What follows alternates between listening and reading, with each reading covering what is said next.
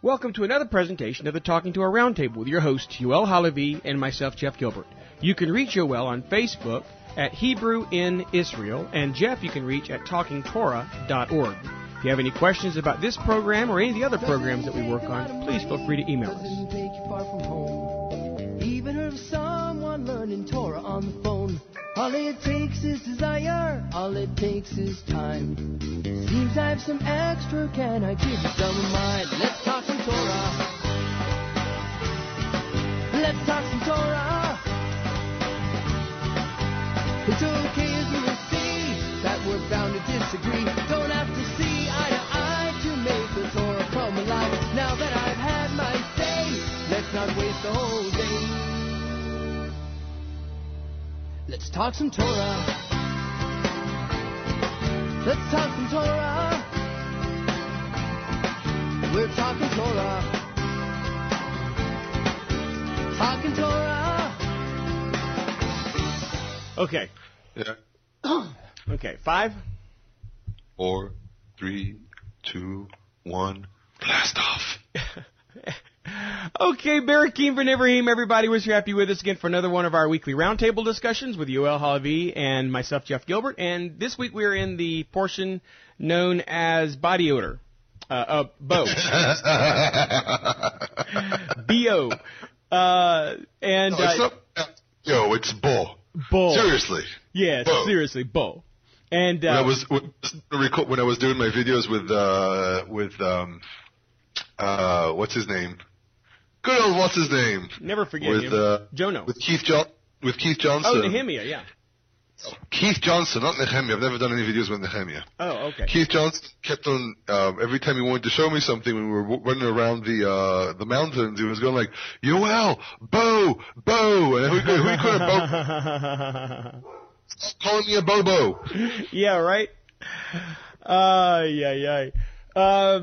So anyhow, Bo basically means come, right? Can it mean go as well, or is it just come? It's basically means, come, go. Basically, move yourself towards that person and be in their presence. Okay, beautiful. So here we are in something we've been kind of building up to for the last couple of weeks.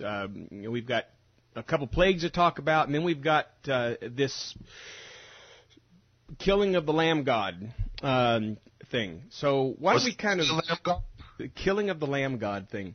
Was it really a lamb god? That's one of the questions I always ask myself. So I happen to have a book here on Egyptian symbolism, which I received as a gift. Just a few days ago. Wow. From a very very dear friend of mine. And actually was thinking, really checking, is there such a thing as a lamb god? I mean, everyone talks about it, but was it real? Well, one thing, while you're looking at it, one of the reasons that I've considered it to be a likely possibility is because the other plagues seem to be directly related to their forms of worship and their goals of worship. And I would assume that this would be following that same context. Well, the thing is, I don't necessarily agree that it was attacking. Yes, it was attacking some elements of their religion, but it was really just attacking Egypt in general. I mean, it was attacking their economy. It was attacking their pride, what some people would call their honor. The other thing, while you're looking that up, is that when Joseph told his brothers, tell them you're cattlemen. Don't tell them you're sheepmen. Don't tell them you're herders of sheep. Tell them you're cattlemen. Yeah, but that's because the Egyptians did not like semi-nomads and so on. There was a ram god called Amun that did exist. There's divine cow. There's a bull. No, I don't really see any lamb god. Well, Amun, that would be along the same lines. It is a sheep god, or a goat god, sheep god. So, that would be something that we could at least say is related, because you could bring either a goat or a sheep for this particular event. But in the world of symbolism, it becomes sometimes a bit more precise. Well, was there a frog god? Was there a gnat There god? was. Yeah, there was a frog god. Okay. There was a crocodile. Now, what was the frog god like? Was it, what is... The reason I'm asking is because a lamb, it's a 1 year old, so a 1 year old lamb is not really a lamb so much anymore. It's in the first year. It's Yeah. not 1 year. Well, it's in the first year yeah. still is up to 1 year old, right? It doesn't necessarily mean it's 8 days old. Right? No, it's not 8 days, but it's inside. It's inside the first year. Mm-hmm. So I'm looking. I do not see a lamb god. I do see a ram god. Which is a representation of Amun, and that's actually one of the higher deities that they had. Okay. So, I'm not going to say that a lamb and a ram are the same, but again, it's still the same animal in general, right. So it's not just the same age. So there might be some symbolism here. However, I think that the whole discussion of tracing the Passover sacrifice and trying to understand it in depth, should not be, not necessarily I don't think it should be the focus to say that that that's the main point. I mean, Moses does say it. He does say that we will slaughter the abomination of Egypt before them. However, he's referring to, he doesn't know at the time what's going to be the sacrifice. So it could be cattle, which we know there was a bull god, and we know that there was a ram god. So Moses was talking in a very generalized way. But at the same time, please pardon me. Moses does say that we're going to slaughter your gods, basically, for all practical purposes. Mm-hmm. And there is a real life analogy going on in today's world. I mean, if you look at the book of John, it says, "Behold the Lamb of God." Wait! Did you just quote something from the New? That's the first time you've ever done this on the program. That is the first time. Right. As far as I remember. Sorry, my dogs just went crazy. Yeah, it's this past Sabbath I did a teaching where we talked about the new contextament. And talking about the whole idea of the this Lamb God, and that now we have this thing that we're supposed to look at as a savior of our sins and redeemer of our souls and so forth, and it's actually called something very similar to what we're dealing with here in the Passover. I don't want to go down that route. I understand. So anyhow, moving. So here we do have, as we spoke about during our Identity Crisis recording. If you guys haven't heard that yet, please go take a look, go take a listen. And this is the event where people come into the covenant of God, right? This is the event that the people of Israel do together as one group. What makes a people? Let's first of all define a couple of things. What makes a people? There's a very, very interesting work that was written by Rabbi Soloveitchik. The famous one that was in the United States, but there's a whole family of Soloveitchik, but this is the famous one. I think his name is Yosef Chaim. I think it was Yosef Chaim Soloveitchik. If not, it's the famous Rabbi Soloveitchik from the United States, and he wrote a book about the lonely man of faith. And in the lonely man of faith, he goes into this interesting sociological idea of what exactly makes a community, and why is the man of faith lonely. And one of the things he says here, what makes a community is that people share an ideology, people share a concept, people share an idea. They don't necessarily have to be from the exact same family, from the exact same stock. I mean, even today, all Jews are related to one another, but not all Jews see each other as one big family. Sure. Okay? They don't share a common idealism. Exactly. But the thing about the Israelites here is the problem with the Israelites, as we see it throughout the history of Israel, is that people lived in a loose covenantal treaty between the different tribes. The tribes saw themselves as one big family, but each tribe saw itself as that family, and not seeing everyone as the sons of Israel. And what happens here almost is that the entire exclusivism. Yeah, what happens here is everyone that recognizes themselves as Hebrews, as Israels, and I'm going to say that it's quite possible that there were other people who had already affiliated themselves with Israel because they were all slaves. It's possible. Sure. I mean, the seventh plague says that people started to believe.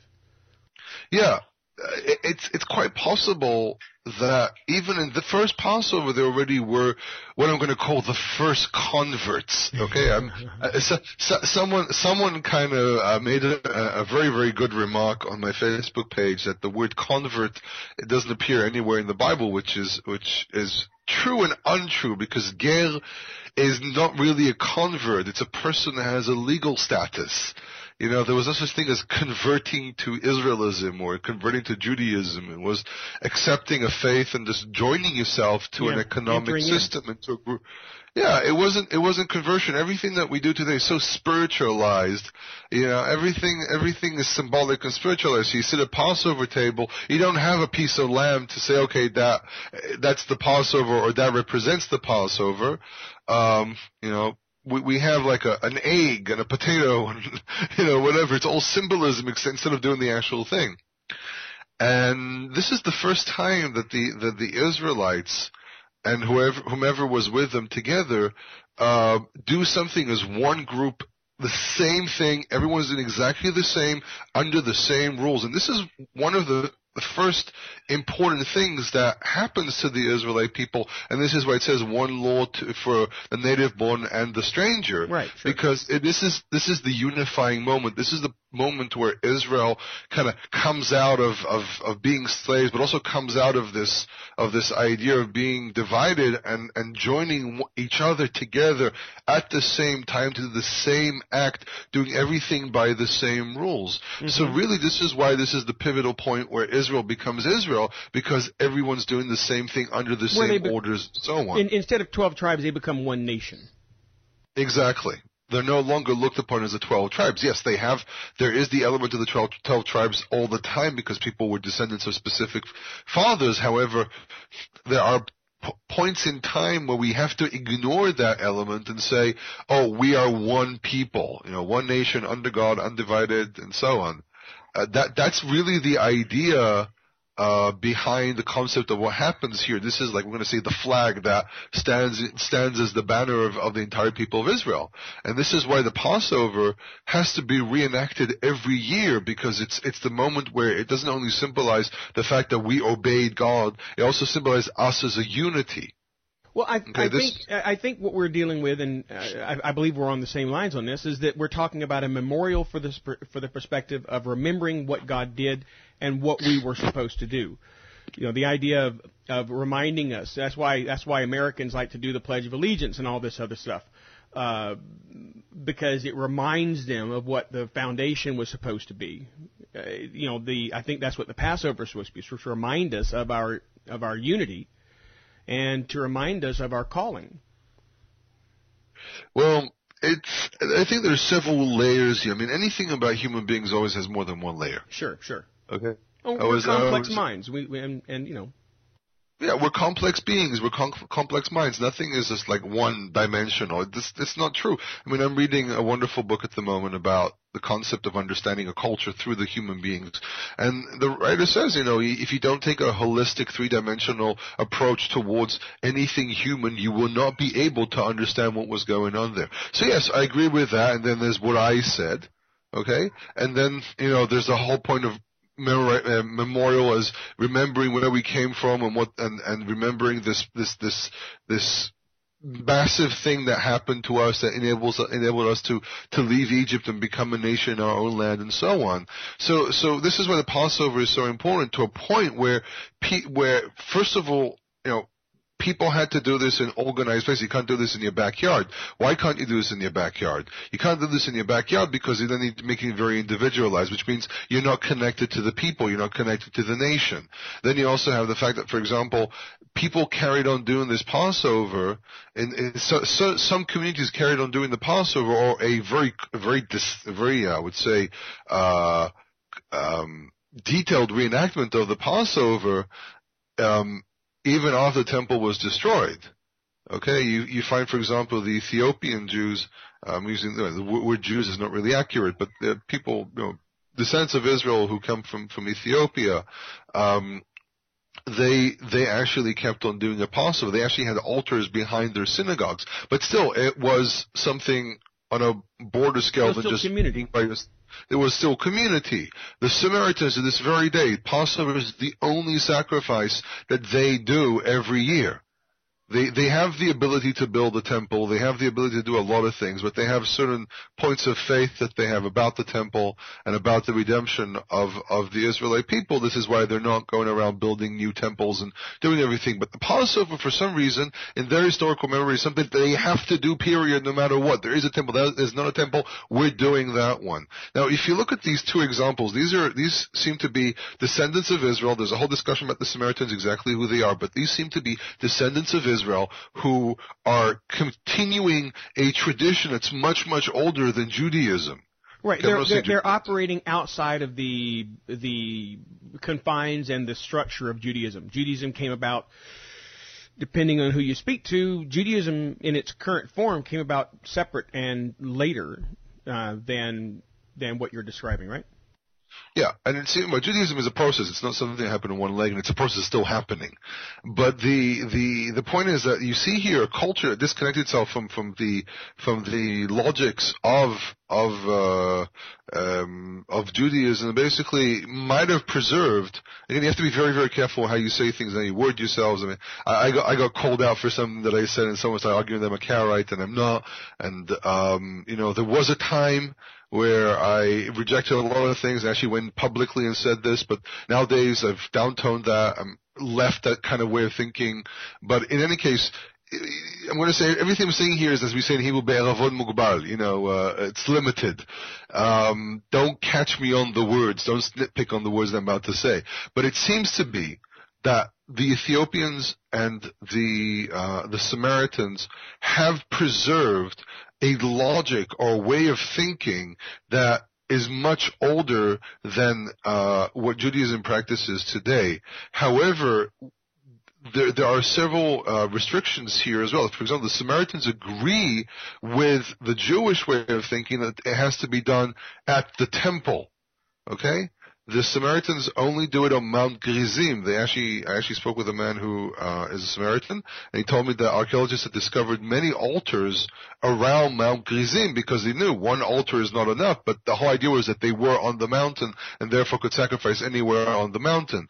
Jews say something very similar. You have to do it on the Temple Mount, on Mount Judaism. You have to do it on Mount Moriah. We are in agreement. The only thing preventing us as Jews to do a Passover at the moment are two things. One is the fact that the place is occupied. And second of all, it's a change. It'll take a while to convince people that this is actually okay. But I remember I studied the Tractate of Pesachim many years ago, and I remember that we were studying these things to understand the way that the Talmud explains how the Passover is supposed to be done. And it was very, very clear. It says that there were several things that they knew that you could do, and one of them was that you can still do a Passover sacrifice on the Temple Mount when there is no house. You can do it when the temple does not stand, only if you have an altar. So this is the thing. When I said that this way of thinking predates Judaism, you have to remember that Judaism is an ongoing process. So the Judaism of 200 or 300 years ago is not necessarily the same Judaism of today, sure, and so on and so forth. And this is what I'm saying. It's something that predates Judaism, because you have to remember Judaism is a dynamic and growing thing and changing all the time. Every several centuries or every several decades, something changes. So today, if you go to the average Shmo on the street and tell them Passover, say, oh, not only the temple is standing. Even if you go to big rabbis, they will say, yes, in theory, but if anyone tries to do that today, it won't work. But in any case, just to finalize these three elements that we looked at, the Ethiopians, they have a slightly different approach. They actually said as long as it's a centralized place, it can be anywhere, which is an interesting idea. I mean, when you think about the Passover, how would anyone even do all Israelites appear in one place, and there's like this one altar, and everyone's supposed to do everything together?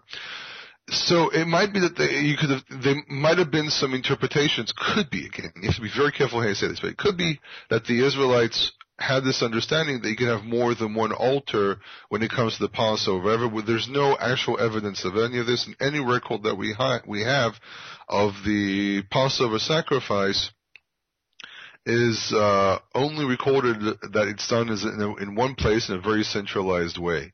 However, the practice of the Ethiopians is very, very, very intriguing. Now, when we talk about it's only done in one place. We've actually, one of the reasons why I want to talk about it today was we've actually made the conversation, or discussed this before, that it doesn't necessarily say that it's going to be at the Temple Mount. And matter of fact, there's no detail that says it's going to be at the Temple Mount.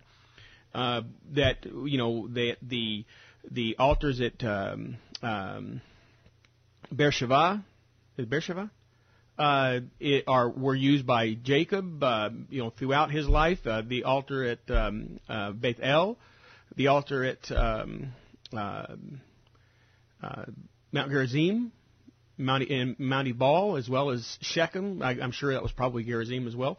Those were acceptable places to be.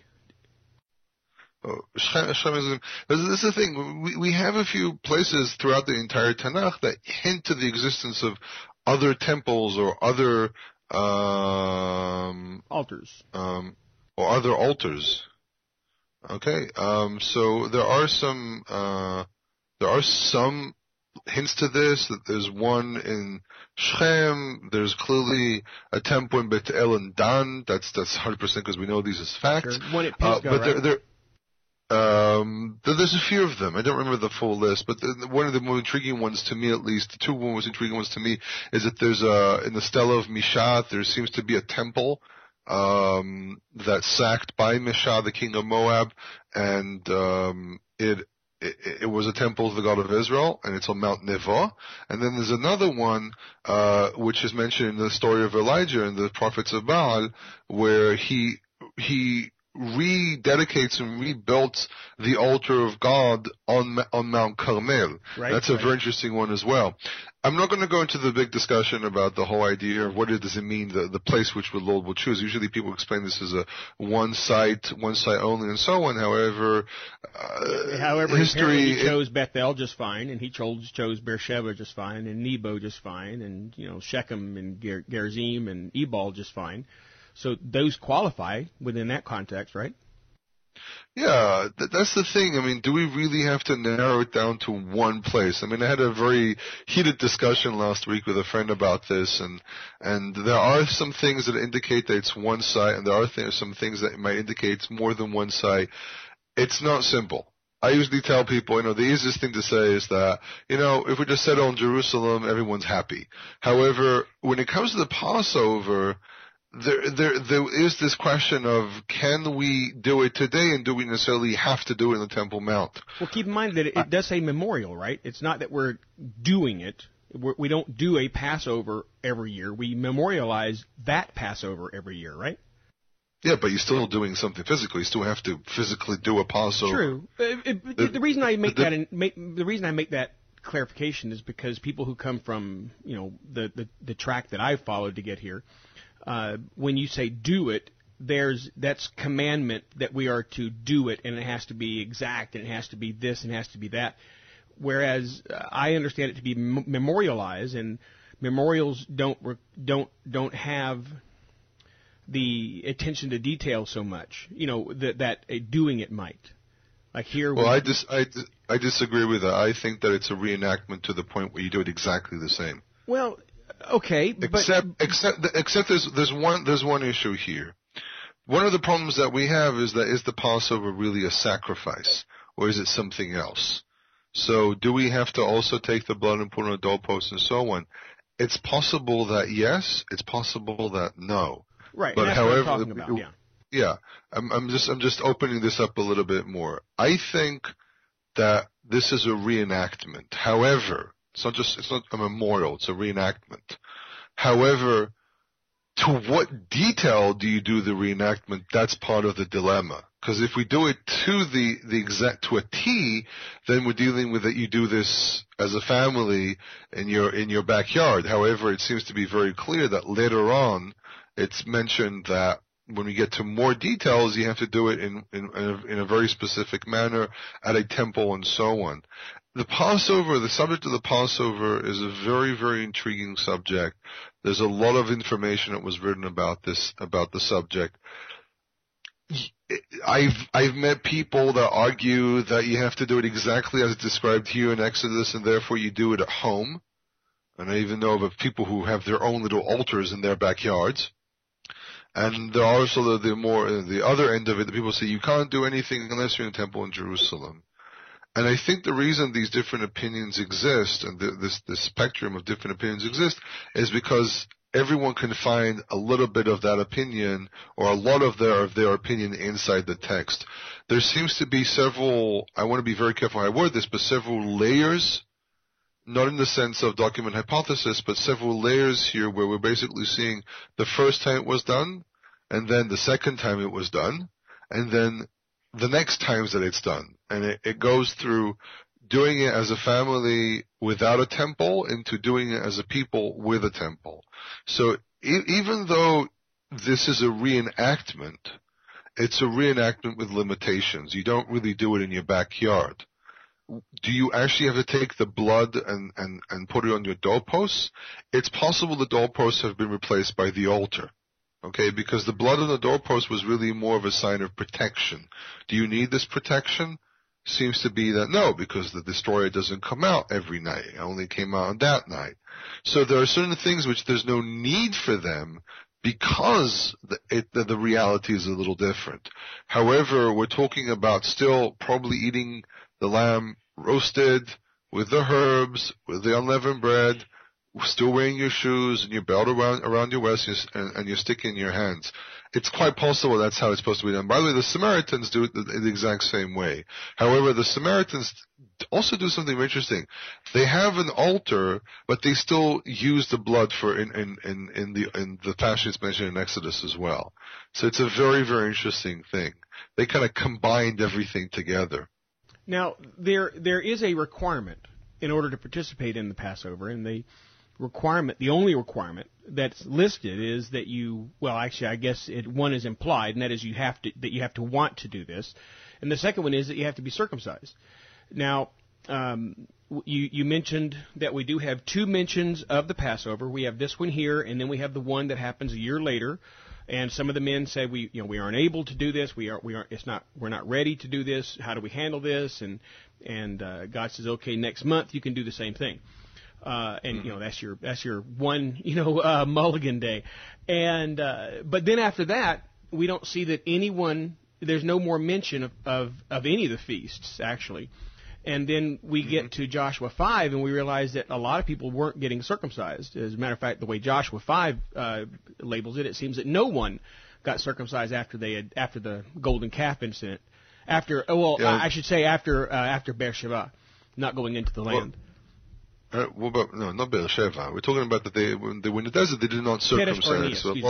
There are a lot of people who did not circumcise themselves. I actually used that case as an example of proof that there is such a thing as pikuach nefesh in the Bible. Pikuach nefesh is the breaking a Torah law to preserve life. Specifically, pikuach nefesh is usually connected to mostly Shabbat laws, but there are other things you can do for pikuach nefesh. Like, for example, there are certain diseases that require drinking camel's milk. Okay, camel's milk is milk. If honey is clean, camel's milk is clean. No, camel's milk is not clean. Honey is the thing is, honey itself is a whole big debate. There's no proof from the Torah itself that you're allowed to eat honey. The only example that we have in the Bible that people ate honey was with Samson, and I don't know about that example. So I personally refrain from eating honey. And we should go ahead and continue this to close this context out, and that is that the milk and honey, the land of milk and honey, Yoel has a position, and I think it's actually a pretty solid position that talks about that honey is more the nectar of fruit more than anything else, right? Yeah, it's because it relates to the land itself. Now, you can't argue that bees are part of the agriculture, but Chalav Udvash is a merismus. It's here to contain the two main concepts of Chalav being milk, which relates to herds, and Dvash relating to agriculture. Okay, so it's not. It's a merismus. It's here to contain a larger concept, but it seems to be like the fruits. Let me change my if-then statement. If mother's milk is clean, then camel's milk is clean. I mean, because humans aren't clean to eat either. Neither are camels. Milk is milk. Do you see a prohibition in Torah of not eating human flesh? I'm kidding. There is a very, very interesting debate that I once saw. They don't have peculias, they don't have cloven hoof, and they don't chew their cud. Yeah. So the thing is that only the animals which are clean for us were allowed to use anything from them. This is why camel's milk was also forbidden, and bees' honey is a big question. What about mother's milk? Well, mother's milk again. Mother's milk is the sustenance of a baby. If you don't give the baby the mother's milk, the baby will die. Right. But I mean, you understand what I'm saying, right? You as an adult are not allowed to drink mother's milk. Where does it say this? That's how it's practiced. I understand, but trying to be contextualist as we are, where does it say that? Yeah, but again, to be a contextualist is sometimes to come off as an idiot, and I'm saying that very bluntly. No, I understand what you're saying. You can't be 100% contextualist. There's no way. There's no way, because the text is just a representation of part of the way of thinking. Right, but when it comes to prohibitions are detailed. And, there is no prohibition against drinking mother's milk. And for that reason, I have to assume that milk itself isn't bad. It's just the animal. We can't eat mom, but we can, drink milk. We can't eat camels, but we can drink milk. And I would assume that would continue on with the idea of honey. We can't eat bees, but honey is of the same caliber as mother's milk. We can't eat the animal, but we can't, or the person in this case, but we can drink their product. So at the end of the day, all Torah keepers around the world do not drink camel's milk, no matter who they are. I understand. That doesn't mean it's right.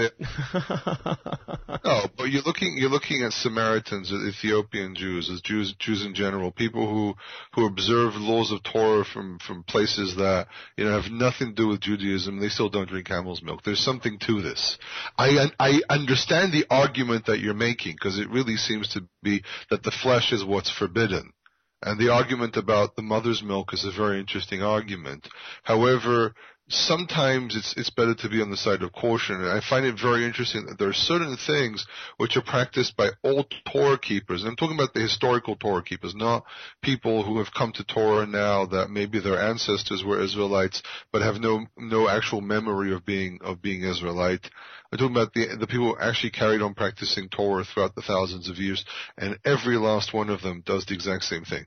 And I have a rule that if everyone does the exact same thing, there's something to it.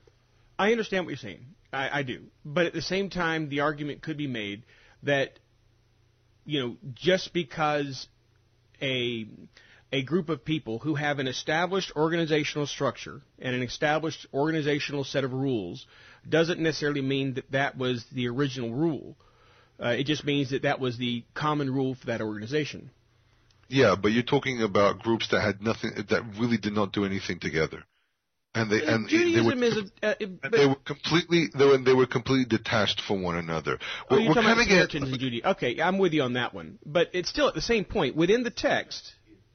We're kind of sidetracking here. But I'm sure people are interested in the answer, just because it's a very common question. Okay, so you can go drink camel's milk and eat ostrich eggs. Ever try to make an omelet for an ostrich egg?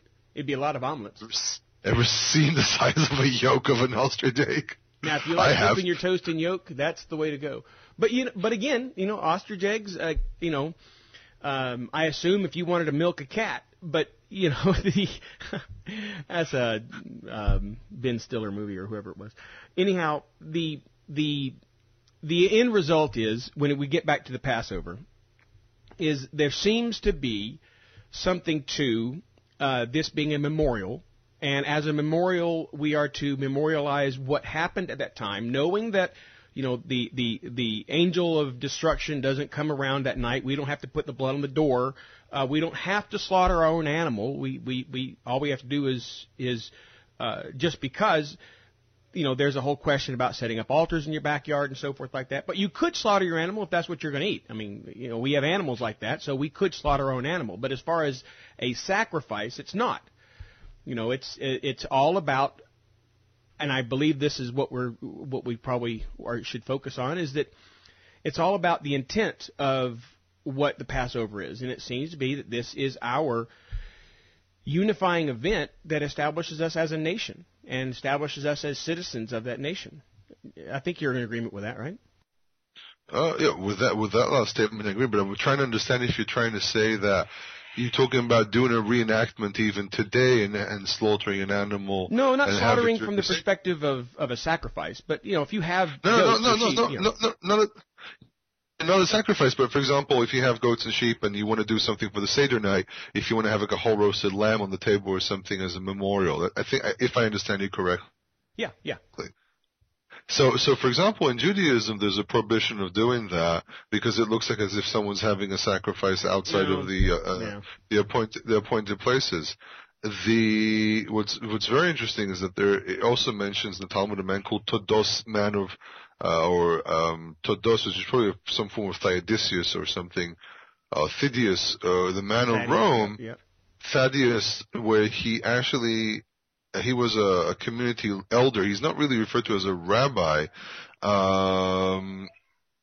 but he basically taught the people of Rome, the Jews of Rome, that they can actually do a full roasted animal and have it for the Seder night. And they write to him, if it wasn't the fact that you're a Todos, we would have declared something against you. And what's very interesting, the Jews of Rome, at least some of them, from the ones I've spoken with, do still have this practice to this very day.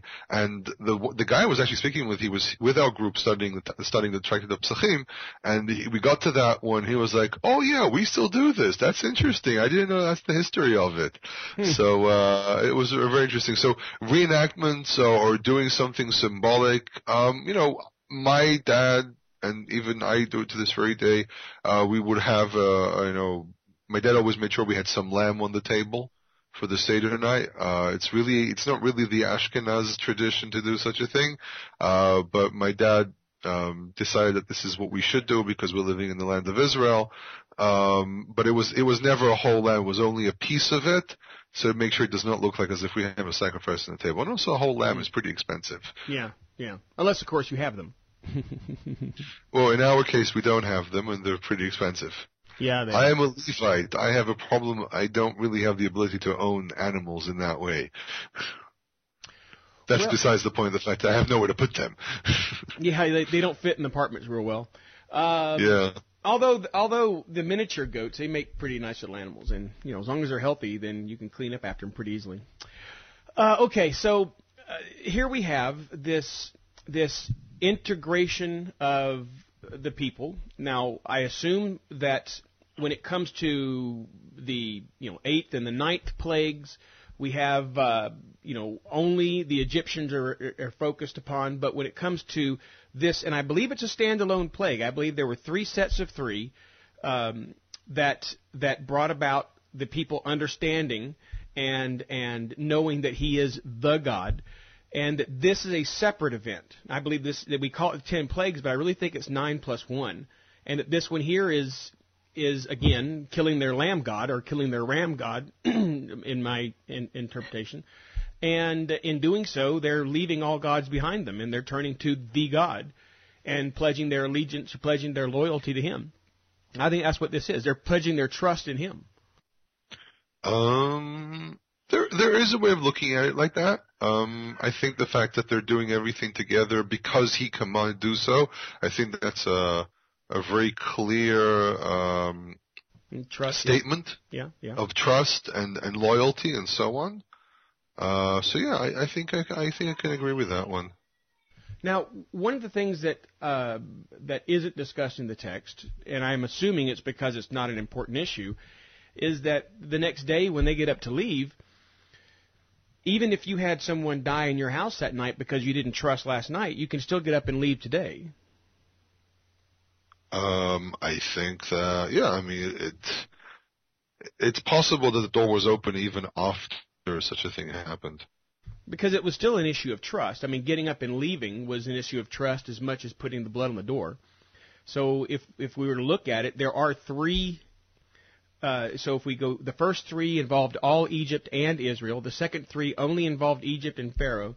The first of the last three deals with Pharaoh and the people trusting him. They do trust him, and then Pharaoh turns his back and says, I can't give up all that I've gained. I can't give up this life. Even though he is the God, I'm not going to give up, so I'm not going to change.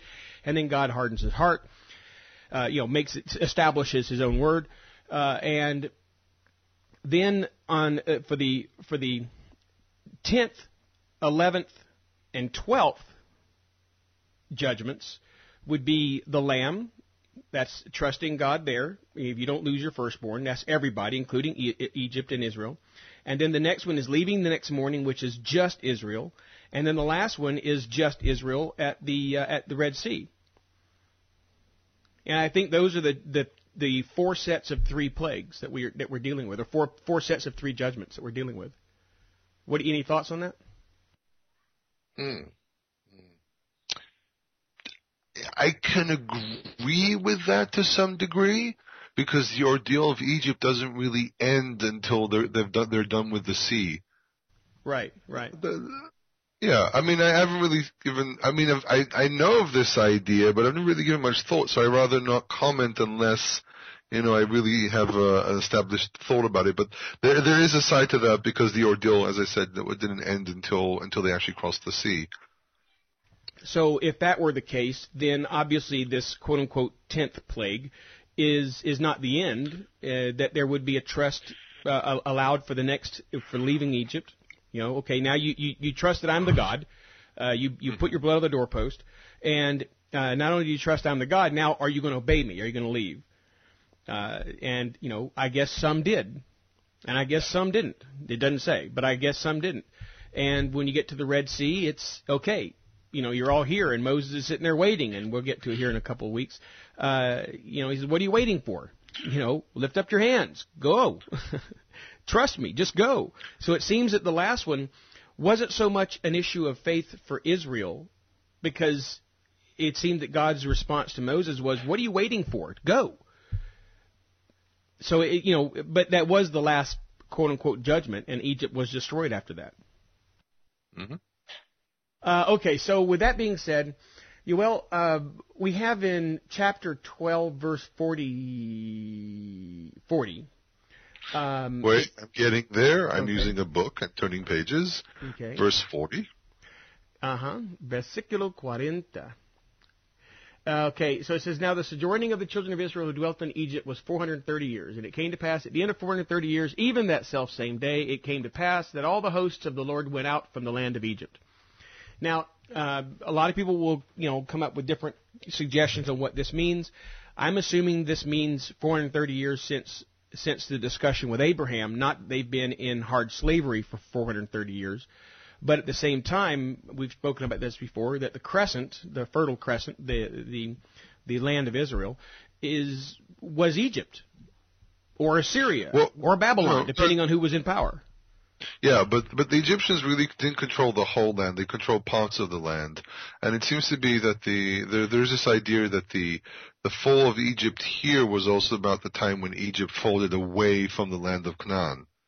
At the end of the 400 some odd years, yeah. Yeah, so 430 years seem to be not only dwelling in Egypt, but the entire contact that the Israelites, or the fathers of the Israelites and the Israelites themselves, came in contact with the Egyptians. It doesn't say the enslavement, it says their dwelling. So it can include any time that they dwelled inside Egyptian territories. Sure. Now, when it says this is the self-same day, are we to assume that this is the Akedah, or is this something else? Another one of the events that where God spoke with Abraham. in this very day relates to the day that they came out of Egypt. Okay, so not saying that in this very day, as in it was this very day 430 years ago when God made the promise to Abraham. No. Okay, could you kind of expound on that? Because that's the general consensus of a lot of folks, and I don't necessarily know how much faith to put in this self-same day, whether or not it was this self-same day as in it was 430 years to the day, or just that in this day that they left, it was 430 years, give or take. It's a discussion about how the term Be'etzem Hayom Hazeh is actually used in the Bible. It's a term. But is it to the T of the exact same day of? I think that first of all the discussion itself is irrelevant because I don't understand why would it be important if it's exactly 430 years to the day. Well, I don't really, for some people it gives credence or credibility to the idea of the Akedah being directly associated with this Passover idea. Yeah, we actually spoke about this a little bit, that the idea of the Akedah is an issue of trust, and the idea of the Passover is also an issue of trust. You're saving your firstborn as opposed to, putting him on the altar. Yeah, well, I personally don't see it. That's really the only thing I can say. I just don't see it. I think that Be'etzem Hayom Hazeh might be more in the sense of, on this I'm really sure exactly how the term Be'etzem Hayom Hazeh actually is used. It's a term. It's not just a combination of words. It actually has a meaning here. But right, I colloquialism. Yeah, I just I don't know every single term that exists in the Bible. I don't think there's anyone who does. This is why scholars have to share with one another, because there's no one who knows everything. And sometimes there has to be a consensus because it's confusing to begin with. Yeah, I don't see it. I don't really see the connection to the Akedah in general, and therefore do not see the need to start arguing that it's connected to anything specific. In any case, the calculation it does 430 years from the time of the patriarchs usually talks about many years before Isaac is born. It has to do with when God, for example, some people connect it to the Brit Ben HaBetarim, the covenant of the pieces. That's where the 430 years begin at. So the Akedah, I've never heard that one before, at least not that I remember, and I don't necessarily think that it's connected. I just don't see it. If there's anyone out there who can show me clear, strong evidence, I'll listen. But I just, at the moment, don't see it. Well, let me throw this question out, because this question is bound to come. So we'll get this one out of the way. With the Akedah, it seems to be that at that time Abraham received this commendation of being quote unquote faithful or trusting or righteous because of his trusting, and it seems that at this time Genesis 15, right? That's the Akedah, or is it 17?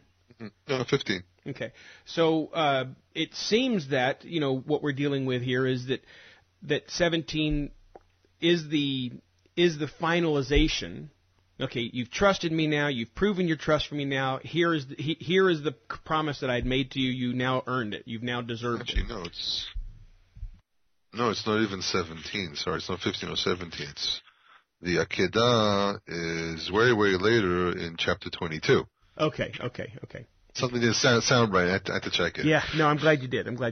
So, but it seems that was the culmination of the promise that God had started with Abraham when He says, "Get out of your father's house and your father's land, and come to a place I give you and show you, and I'll make you a great nation." That kind of begins a process. Genesis 22 at the Akedah seems to be the fulfillment and the actual presentation of the covenant. If that's the case, then this could be pointing back to the Akedah. If it's talking about this being the completion of the covenant that started when He finished the covenant with Abraham, maybe. It's a little too flimsy for me to agree with. It's very speculative. The connections are too weak as far as I see it. Okay. Well, folks, there's the topic for all your questions. And Bombard Jeff. Do not dare send me any emails about this. Yeah. He only says that because he says it's not important enough to really get too deep into, and that's fine. I agree, it's not super duper important, but I think there's something that might be an interesting thing to see. I'll put it this. I mean, the concept of Midrash, the concept of some of the Book of Yashar and so on, these are documents which were written because people felt they were missing something. This is not something new. These are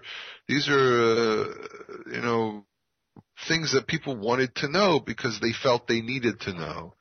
So yeah, I understand where the urge comes from. However, I just have to be very, very careful with things that I'm willing to talk about because it sidetracks us. The Bible tends to keep things short, simple, clean, and so on because it's trying to give you a message. So if you start putting piles and piles of other things on top, you're going to really cause a distraction from the main idea. I agree. A lot. This is kind of like a painting. I look at the Tanakh as a painting, and things that don't match the context of the painting or the scene, I question their validity in the scene to begin with. Some things are just there to add color to the overall scene and aren't in themselves important, and this very well could be one of those things. Another way to say that is, it's not something that's worth you planting a sword and building a fort around. Mm-hmm. So, with that being said, if you do have questions, feel free to ask. If you have comments or things that kind of bring to light other suggestions, then hey, send them. I'm more than happy to at least talk about some of the ideas. And maybe we'll bring it up in another program because we're going to have Passover talks and beginning of the nation talks for quite a number of weeks now. So with that being said, Yoel, anything you want to close out with today? Well, the one thing that I didn't want to say, I don't know if I said it last week, but one thing I did want to say is that the past couple of weeks since we did the program about the Ger, I kind of came to this understanding, this realization that I'm very blessed to be where I am. There's so many people out there who really, really want to be in the same position of living in the land and so on. So I kind of started, people say count my blessings, as some people say. Yeah. So yeah, it was I mean, usually when you do a teaching like that, which helps people with the issues of identity, which is something a lot of people struggle with, for it to have an impact on me as well as as one of the speakers is kind of very, very interesting, and it kind of gave me kind of a personal insight to the importance of some of the programs that we've done. So I'm very thankful that I have the opportunity to share things with people and sharing information, because it's also created a lot of impact to my life. And you learn a lot from all of it. So that's just something I really had to say, because it's been hovering in my head for a couple of weeks now. And by the way, camel's milk is very good for people with stomach ulcers and so on. Oh, so you throw out a teaser at the end. You say don't email me, you throw that out at the end? Oh, my goodness. You're just a sucker for punishment. Okay, folks, with that, we'll close it out. We're going to start another recording here in a minute, so you guys look for the other recordings. We should have another one or two this week, so hopefully we'll be able to get those out to you. So with that being said, Shalom Aleichem, everybody. Be blessed. We'll talk to you soon. Kol Tov. We're talking Torah.